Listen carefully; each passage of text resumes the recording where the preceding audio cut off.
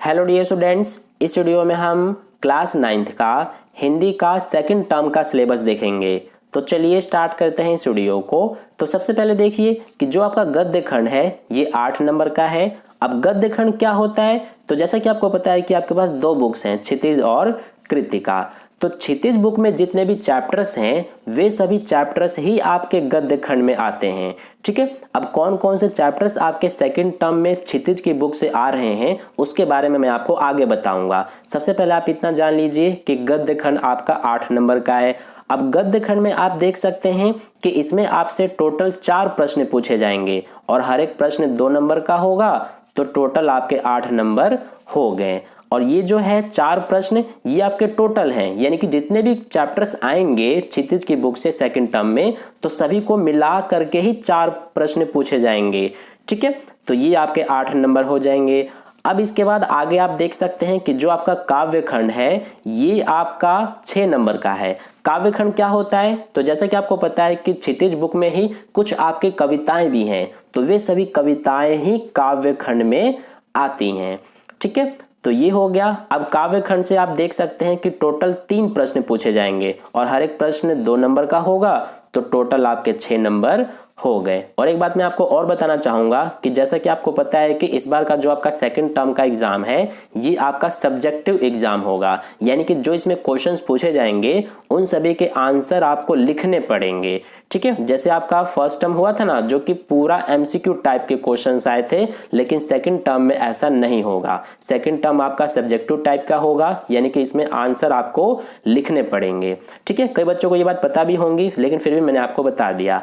अब देखिए ये बात कर ली हमने क्षितिज की बुक से, इसके अलावा आपके पास एक और बुक है जो कि कृतिका है। तो कृतिका से आप देख सकते हैं कि इसमें आपसे टोटल 6 नंबर के क्वेश्चन पूछे जाएंगे और क्वेश्चन जो है वो आपसे 2 पूछे जाएंगे, यानी कि कृतिका बुक से आपसे टोटल 2 ही प्रश्न पूछे जाएंगे और हर एक प्रश्न आपका 3 नंबर का होगा, तो ये आपका टोटल 6 नंबर बन गया।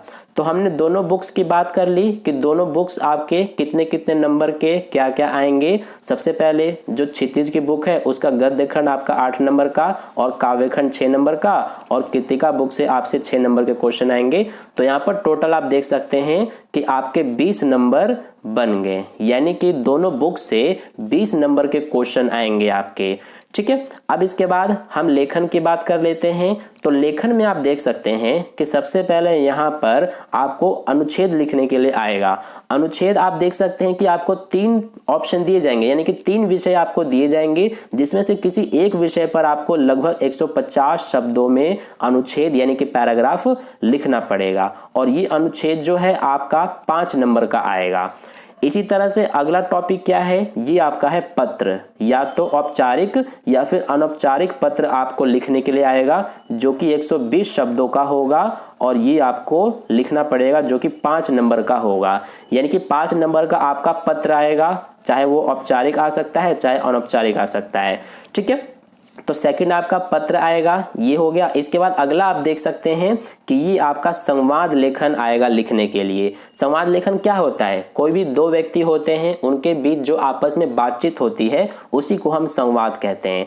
तो ये आपका आप देख सकते हैं किन्हीं 2 स्थितियों पर लगभग 40 शब्दों में आपको संवाद लेखन लिखने के लिए आएगा, यानी कि 2 संवाद आपको लिखने पड़ेंगे। ठीक है, और इस तरह से यहाँ पर आप देख सकते हैं कि एक संवाद लेखन आपका 2.5 अंक का यानी कि 2.5 नंबर का होगा, तो टोटल दोनों आपके 5 नंबर के हो गए, यानी कि संवाद लेखन जो है ये भी आपका 5 नंबर का आ रहा है। इसी तरह से अगला है आपका लघु कथा लेखन, यानी कि लघु कथा जो होता है शॉर्ट स्टोरी, वो भी आपका आएगा जो कि 120 शब्दों में आएगा, और ये आपका 5 नंबर का होगा। तो ये सभी जो 4 टॉपिक हैं ये आपके 5-5 नंबर के आने वाले हैं। तो ये टोटल कितने हो गए, 20 नंबर, यानी कि 20 नंबर का आपका बुक का क्वेश्चन आएगा और 20 नंबर के ये 4 टॉपिक्स आएंगे, ये आप देख सकते हैं। तो टोटल आपके 40 नंबर बन गए। और इसमें आपने एक चीज गौर किया होगा कि आपका व्याकरण का कुछ भी पार्ट नहीं आ रहा है। ठीक है, तो ये आपके लिए बहुत अच्छी बात है कि व्याकरण का कुछ भी नहीं आ रहा है आपके सेकंड टर्म में। सिर्फ ये 4 टॉपिक आपको अच्छे से कर लेने हैं और बुक्स के जो चैप्टर्स हैं वो आपको बहुत अच्छे से कर लेने हैं। तो 40 नंबर आपके बन गए। इसके अलावा यहाँ पर देख सकते हैं आप कि ये जो 10 नंबर है ये आंतरिक मूल्यांकन का है, यानी कि इंटरनल असेसमेंट का है। इंटरनल असेसमेंट तो आपको क्लास टीचर पे डिपेंड करता है, वो आपको पोर्टफोलियो, प्रोजेक्ट वर्क या फिर असाइनमेंट बनाने के लिए देंगी, तो उसी के आपके 10 मार्क्स लग जाएंगे। तो टोटल आपका 50 मार्क्स हो गया सेकेंड टर्म का। ठीक है, अब हम बात कर लेते हैं कि जो आपके पास दोनों बुक्स हैं तो दोनों बुक्स के कौन कौन से चैप्टर्स आ रहे हैं और कौन से कविताएं आ रही है उसके बारे में। तो सबसे पहले हम जो आपके पास क्षितिज बुक है उसकी बात कर लेते हैं। तो क्षितिज बुक में सबसे पहले जो गद्य खंड है यानी कि जो चैप्टर्स हैं वे कौन कौन से आ रहे हैं। तो सबसे पहले आप देख सकते हैं कि आपका ये एक चैप्टर है सांवले सपनों की याद, जो कि जाबिर हुसैन ने लिखी है। तो एक तो चैप्टर आपका ये वाला आ रहा है। इसके अलावा दूसरा चैप्टर आ रहा है आपका प्रेमचंद के फटे जूते, जिसे हरिशंकर परसाई ने लिखा है। तो ये 2 ही चैप्टर्स आपके आ रहे हैं गद्य खंड से, क्षितिज की बुक से। ठीक है, इसके अलावा काव्य खंड से क्या क्या आ रहा है तो इसमें आप देख सकते हैं एक तो आपका आ रहा है कैदी और कोकिला, जिसे माखनलाल चतुर्वेदी ने लिखा है, और दूसरा आ रहा है बच्चे काम पर जा रहे हैं, जिसे राजेश जोशी ने लिखा है।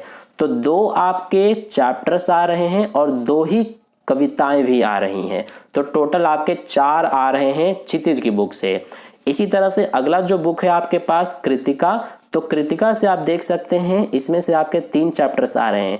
एक तो मेरे संग की औरतें, जिसे मृदुला गर्ग ने लिखा है। दूसरा है माटी वाली, जिसे विद्यासागर नौटियाल ने लिखा है। और तीसरा है आपका रीढ़ की हड्डी, जिसे जगदीश चंद्र माथुर ने लिखा है। तो 3 चैप्टर्स आपके कृतिका बुक से आ रहे हैं। लेकिन एक चीज ध्यान देना कि 3 चैप्टर्स आ रहे हैं लेकिन 2 ही क्वेश्चन आपके पूछे जाएंगे 3-3 नंबर के। ठीक है, तो इस तरह से ये हो गया हमारा। तो टोटल देखा जाए तो क्षितिज की बुक से आपके 4 चैप्टर्स आ रहे हैं, जिसमें 2 चैप्टर्स यानी कि 2 कविताएं हैं और 2 चैप्टर्स हैं। ठीक है, और कृतिका के बुक से 3 आ रहे हैं, यानी कि टोटल 7 हो गए। तो बहुत ही कम है ये तो आपके लिए। इसके अलावा ग्रामर में तो कुछ आ ही नहीं रहा है, सिर्फ 4 टॉपिक जो बताए थे वो आ रहे हैं। तो आपके लिए बहुत ही कम सिलेबस है सेकंड टर्म में। तो आई होप आपको ये वीडियो अच्छा लगा है और सेकंड टर्म का जो सिलेबस है हिंदी का ये आपको अच्छे से समझ में आ गया है। तो अगर आपको वीडियो अच्छा लगा है तो लाइक कर देना और अपने दोस्तों के साथ जरूर शेयर कर देना, ताकि उन्हें भी पता चल सके कि सेकंड टर्म के सिलेबस में हिंदी में क्या क्या है और क्या क्या नहीं है। और चैनल पर नए आए हैं तो चैनल को सब्सक्राइब करके बगल में जो बेल आइकन आता है उस पर ऑल वाले पे क्लिक कर लेना, ताकि नेक्स्ट वीडियो जैसी अपलोड की जाए उसका नोटिफिकेशन सबसे पहले आपको मिल जाए। मिलते हैं फिर नेक्स्ट वीडियो में। धन्यवाद।